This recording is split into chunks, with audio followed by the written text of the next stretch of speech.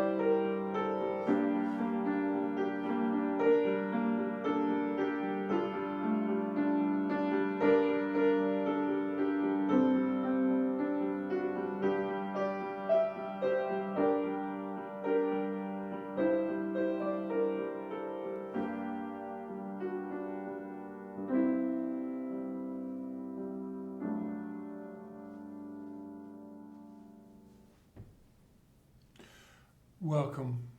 This is Trinity Place, and my name is Cameron Miller, and this is a sermon for the second Sunday of Easter. And the readings for today are John's Gospel, the story about Thomas, doubting Thomas, chapter 20, verses 19 through 31, and a wonderful Mary Oliver poem entitled Mysteries, Yes. So if you read that Gospel of John, you'll see right away what he did. It was clever, I'll give him that. John says, Jesus said to him, "Have you believed because you've seen me? Blessed are those who have not seen and yet have come to believe." Remember, the Gospel is not a court recorder's verbatim version of how things went down in the first century. Rather, it's John's improvising on the lips of Jesus. Those of us who need proof, who need to put our fingers in the bloody holes, are not blessed, according to John.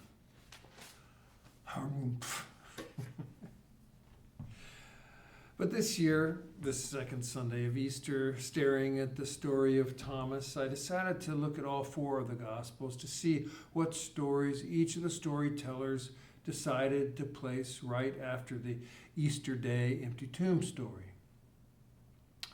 Well, Jesus' first post-tomb appearance in John is the one that we just heard, appearing among the disciples who were hiding for fear of being arrested. And Thomas, of course, is the foil of that story. Matthew, on the other hand, has Jesus meeting the disciples on a mountain in Galilee, where he told the women at the tomb to meet him. It is there that Jesus gives his disciples their marching orders. Luke has the road to Emmaus story, in which Jesus appears unrecognizable to some travelers who had witnessed the crucifixion, and only when they break bread together do they then recognize that in fact it's Jesus. Mark, the first story of the four told, has no appearance of Jesus post-resurrection. It ends with the empty tomb, and the young man sitting in the tomb tells the women to tell his disciples that Jesus has risen and will meet them in Galilee.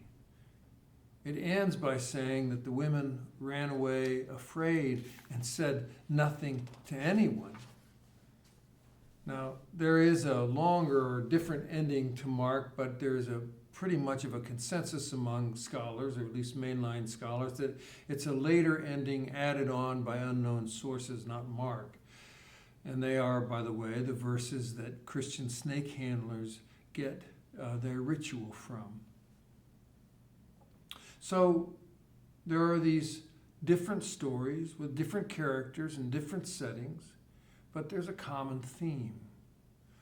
They're all looking forward, not backward.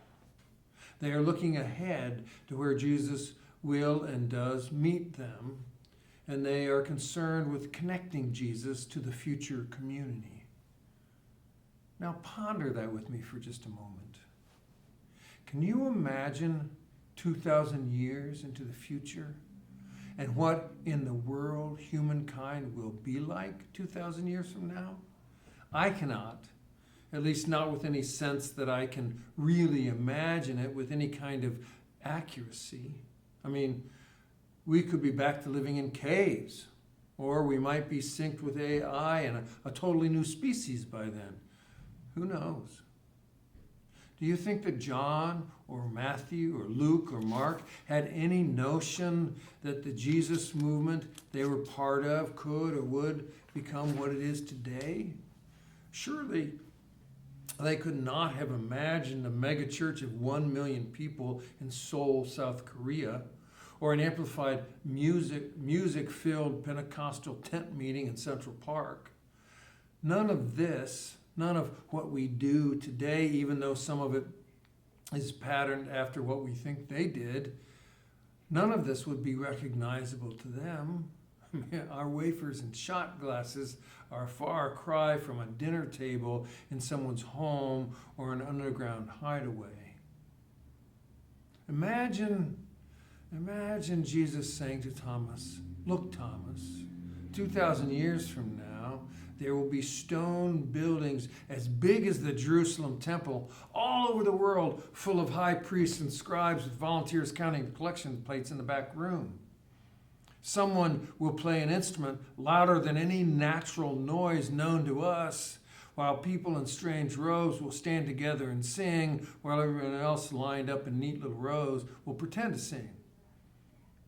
Thomas would have found that as unbelievable as sticking his fingers in nail holes. Here's what I know. There are myriad ways to have faith.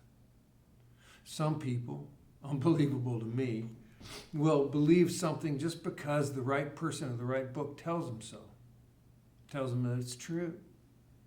There are other people who, if they can imagine it, will believe it. Still others conjure up what they wish to be true and then embrace it as truth. Some of us are experiential learners. We're hard-headed and can only accept what we have experienced for ourselves. Still others want proof of what they are told, and it must be independently verified by a scientific method.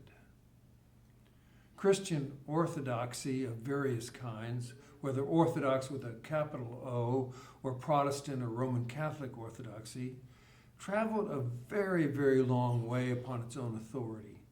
It has been proclaimed and received as the truth based upon its own authority to claim it as true. And that worked for 2,000 years. It still works for some people. But then there's Thomas, and those of us who are like Thomas. We need to see it, touch it, feel it, hold it, smell it, talk to it, better yet, laugh and cry with it. I think that's why so many people will say that they connect best with God or the sacred through nature.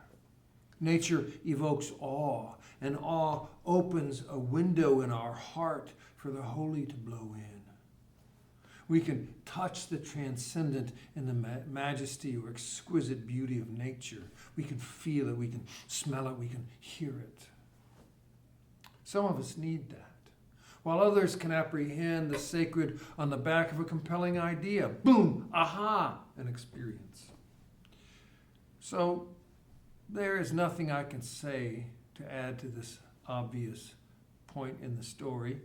We all come to this thing in different ways and with different means of opening up to it. It shouldn't need to be said, but obviously, given what all of us have experienced in one way or another with organized religion, at one time or another anyway, it does need to be said. And as Mary Oliver wrote, truly, we live with mysteries too marvelous to be understood. How grass can be nourishing in the mouths of lambs. How rivers and stones are forever in allegiance with gravity, while we ourselves dream of rising.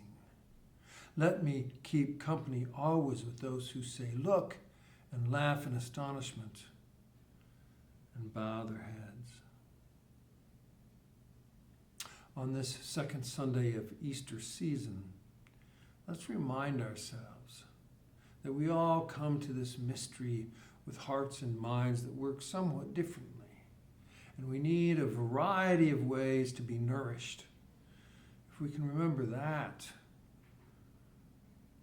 the community will prosper. Peace be with you.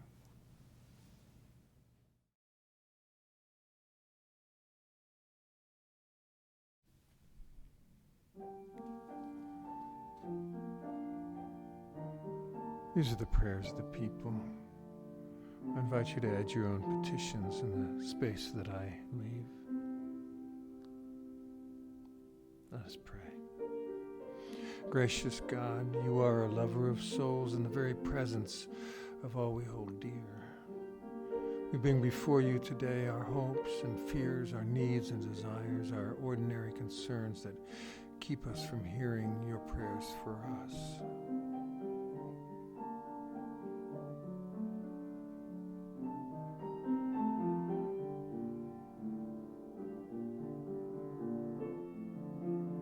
We offer our prayers in trust of your love, that neither death nor life, nor rulers nor powers, nor anything else in all creation will separate us from your love, O God.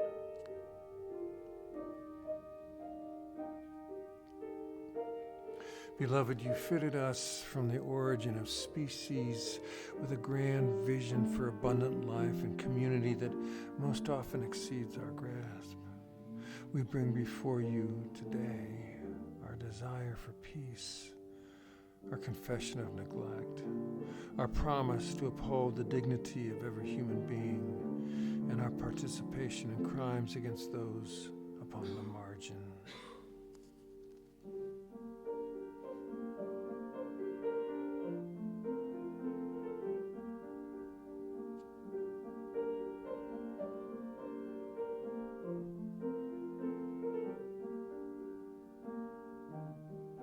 Gracious God, your intimate presence and the depth of your love have the power to heal us. We bring before you today our grief and sorrow, our illness and wounds, our addictions and compulsions, and a host of needs. We offer these prayers in trust of your love.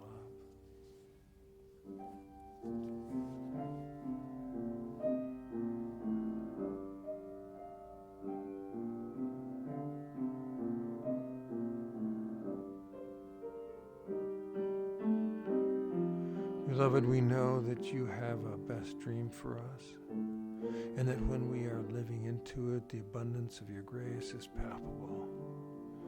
Grant us an open heart and an open mind to hear and see that what was old is being made new, what was built up is being torn down, and what was expected to be lost is encountering rebirth. We offer our prayers in trust of your love, that neither things present nor things to come, nor height nor depth, nor anything else in all creation will ever separate us from your love, O God. Amen.